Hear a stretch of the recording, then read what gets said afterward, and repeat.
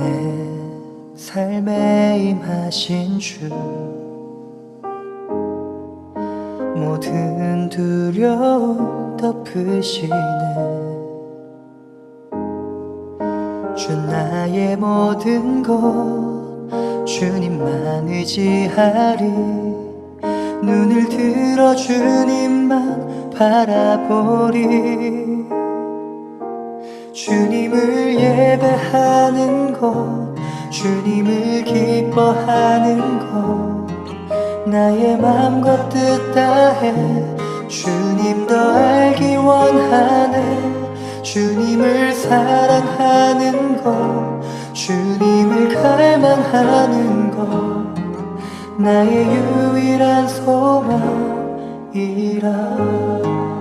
할렐루야. 오늘도 말씀과 기도로 하루를 여는 여러분을 사랑하고 축복합니다. 견고해 보이던 어떤 것이 무너지기 시작할 때 순식간에 무너지게 되는 것을 보게 되는 경우가 있습니다. 마치 그 모습은 도미노와 같다고 말하죠. 여러분 혹시 도미노를 세워보신 적이 있으신가요? 혼자 세울 때야 스스로 행한 것이니 누구를 탓하지는 못합니다. 하지만 여럿이 세우다가 자칫 어떤 사람의 실수로 그 도미노가 무너지게 된다면 여러 가지 감정이 교차하게 됩니다. 그런데 이유가 어찌됐든 오랜 시간 공들여 세운 도미노가 무너져 내릴 때면 허무함이 느껴집니다. 정말 순식간에 무너져 내리기 때문입니다. 도미노야 쓰러뜨리기 위해 세우는 것이니 그럴 수 있다고 생각할 수 있습니다. 하지만 쓰러뜨리기 위해 세운 것이 아닌 그 어떤 것이 무너져 내릴 때면 소위 말하는 억장이 무너져 내릴 것입니다. 인생도 이런 심정을 겪게 되는 때가 있죠. 하지만 하나님께서도 우리 인생의 무너짐 속에서 다시 세우시는 일을 행하십니다. 무너짐은 끝이 아니라 새로운 시작,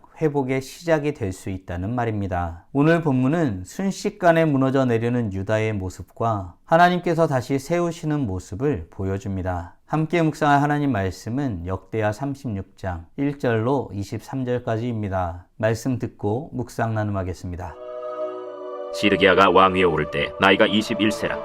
예루살렘에서 11년 동안 다스리며 그의 하나님 여호와 보시기에 악을 행하고 선지자 예레미야가 여호와의 말씀으로 일러도 그 앞에서 겸손하지 아니하였으며 또한 느부갓네살 왕이 그를 그의 하나님을 가리켜 맹세하게 하였으나 그가 왕을 배반하고 목을 곧게 하며 마음을 완악하게 하여 이스라엘 하나님 여호와께로 돌아오지 아니하였고 모든 제사장들의 우두머리들과 백성도 크게 범죄하여 이방 모든 가증한 일을 따라서 여호와께서 예루살렘에 거룩하게 두신 그의 전을 더럽게 하였으며 그 조상들의 하나님 여호와께서 그의 백성과 그 거하시는 곳을 아끼사 부지런히 그의 사신들을 그 백성에게 보내어 이르셨으나 그의 백성이 하나님의 사신들을 비웃고 그의 말씀을 멸시하며 그의 선지자를 욕하여 여호와의 진노를 그의 백성에게 미치게 하여 회복할 수 없게 하였으므로 하나님이 갈대아 왕의 손에 그들을 다 넘기시매 그가 와서 그들의 성전에서 칼로 청년들을 죽이며 청년 남녀와 노인과 병약한 사람을 긍휼히 여기지 아니하였으며 또 하나님의 전의 대소 그릇들과 여호와의 전의 보물과 왕과 방백들의 보물을 다 바벨론으로 가져가고 또 하나님의 전을 불사르며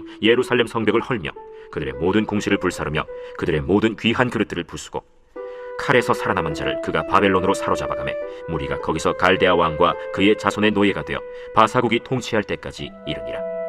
이에 토지가 황폐하여 땅이 안식년을 누림같이 안식하여 70년을 지냈으니 여호와께서 예레미야의 입으로 하신 말씀이 이루어졌더라. 바사의 고레스 왕 원년에 여호와께서 예레미야의 입으로 하신 말씀을 이루시려고 여호와께서 바사의 고레스 왕의 마음을 감동시키심에 그가 온 나라에 공포도 하고 조서도 내려 이르되 바사 왕 고레스가 이같이 말하노니 하늘의 신 여호와께서 세상 만국을 내게 주셨고 나에게 명령하여 유다 예루살렘의 성전을 건축하라 하셨나니 너희 중에 그의 백성된 자는 다 올라갈지어다. 너희 하나님 여호와께서 함께 하시기를 원하노라.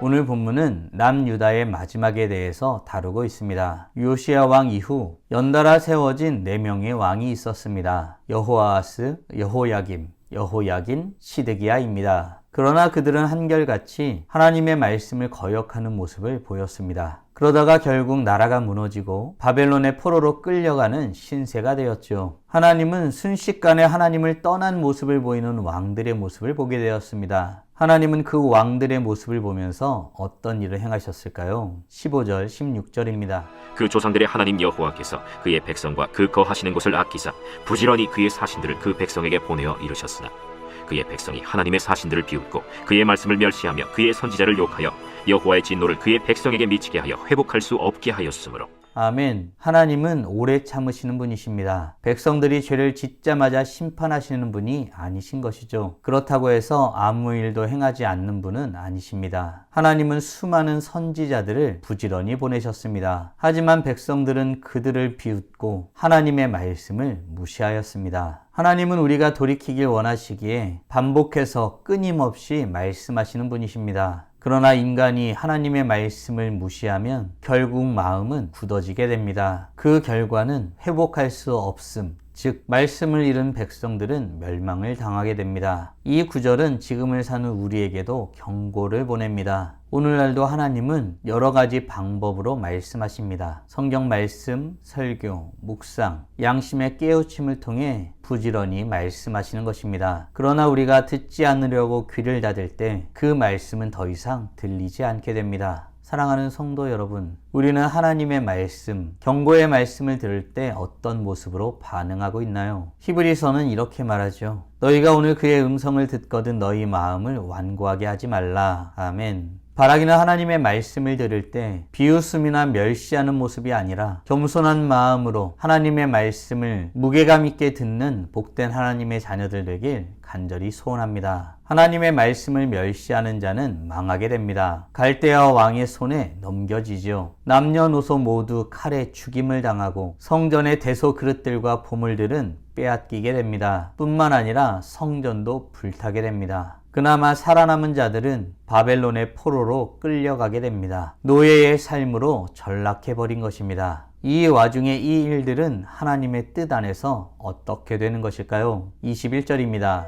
이에 토지가 황폐하여 땅이 안식년을 누림같이 안식하여 70년을 지냈으니 여호와께서 예레미야의 입으로 하신 말씀이 이루어졌더라. 아멘. 하나님은 포로의 땅에서도 말씀을 이루어 가십니다. 예레미야를 통해 예언하신 70년 포로의 때가 정확히 말씀대로 성취되었습니다. 이스라엘은 하나님의 말씀을 거부했지만 그 거부 속에서도 하나님의 계획은 멈추지 않았습니다. 이것이 바로 하나님의 주권입니다. 사람의 불순종이 하나님의 약속을 바꾸지 못합니다. 하나님은 말씀하신 것을 반드시 이루십니다. 사랑하는 성도 여러분, 하나님의 말씀은 지금도 현재 진행형임을 믿으시나요? 우리가 실패해도 하나님은 여전히 그분의 뜻을 향해 나아가십니다. 하나님의 말씀은 우리의 불순종조차 은혜의 과정으로 바꾸어가는 힘이 있습니다. 바라기는 지금 이 시대에도 하나님의 말씀이 역사하심을 믿고 그 앞에 믿음으로 서는 복된 하나님의 자녀들 되길 간절히 소원합니다. 다 무너져 내려 이제 더 이상 소망이 없는 것 같은 이때에 하나님은 또 어떤 일을 행하실까요? 22절, 23절입니다.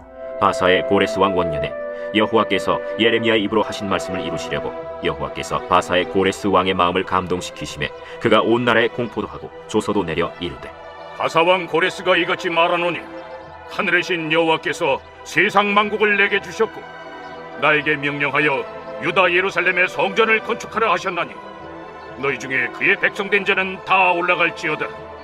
너희 하나님 여호와께서 함께 하시기를 원하노라.